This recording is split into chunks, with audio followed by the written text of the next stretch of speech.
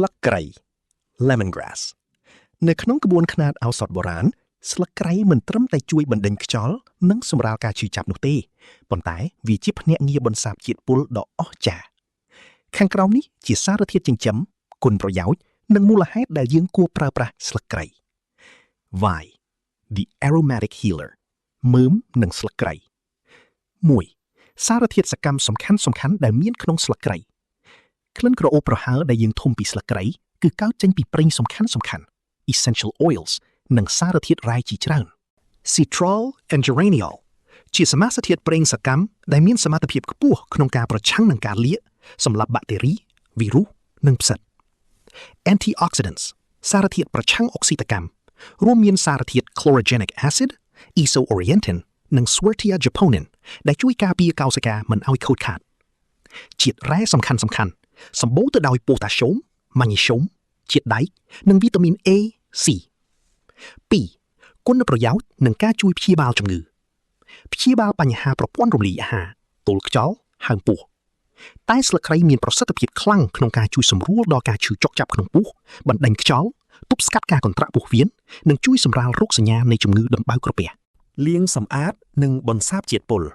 detoxification ស្លឹកគ្រៃមានលក្ខណៈជាថ្នាំបញ្ចុះនោមធម្មជាតិ diuretic វារំញោចឲ្យតម្រង់នោមធ្វើការបានល្អជួយបណ្ដេញជាតិពុល acid uric uric acid និងខ្លាញ់អាក្រក់ចេញពីរាងកាយតាមរយៈទឹកនោមបញ្ចុះសម្ពាធឈាមនិងកូលេស្តេរ៉ុលដោយសារវាសម្បូរទៅដោយប៉ូតាស្យូមវាជួយសម្រាលសម្ពាធលើសរសៃឈាមធ្វើឲ្យឈាមរត់បានស្រួលនិងជួយកាត់បន្ថយការស្រូបយកកូលេស្តេរ៉ុលអាក្រក់នៅក្នុងពោះវៀនកាត់បន្ថយ stress និងជួយឲ្យគេងលក់ស្រួលក្លិនក្រអូបរបស់ស្លឹកគ្រៃជួយរំញោចដល់ប្រព័ន្ធសរសៃប្រសាទឲ្យមានអារម្មណ៍ធូរស្រាលកាត់បន្ថយការថប់បារម្ភនិងជួយឲ្យគេងលក់បានស្កប់ស្កល់សម្រាលអាការៈផ្ដាសាយនិងគ្រុនក្តៅការញ៉ាំទឹកស្លឹកគ្រៃក្តៅៗឬការយកវាទៅធ្វើជាទឹកស្ប៉ាដុតកម្ដៅឆ្ពង់ជួយបើកថររោមបញ្ចេញញើសនិងកាត់បន្ថយកម្ដៅក្នុងខ្លួនបានយ៉ាងលឿន 3. មូលហេតុដែលយើងត្រូវញ៉ាំឬប្រើប្រាស់ស្លឹកគ្រៃដើម្បីព្យាបាលវាជាថ្នាំបន្សាបនិងសម្អាតប្រព័ន្ធខាងក្នុង The Inside Cleanser វាជួយលាងសម្អាតតម្រងនោមនិងផ្លោកនោមរាងកាយរបស់យើងតែងតែសន្សំជាតិពុលពីចំណីអាហារជារៀងរាល់ថ្ងៃ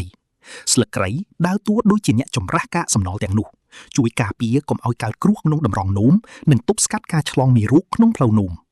វាសម្រាលការឈឺចាប់ដោយសន្តិវិធី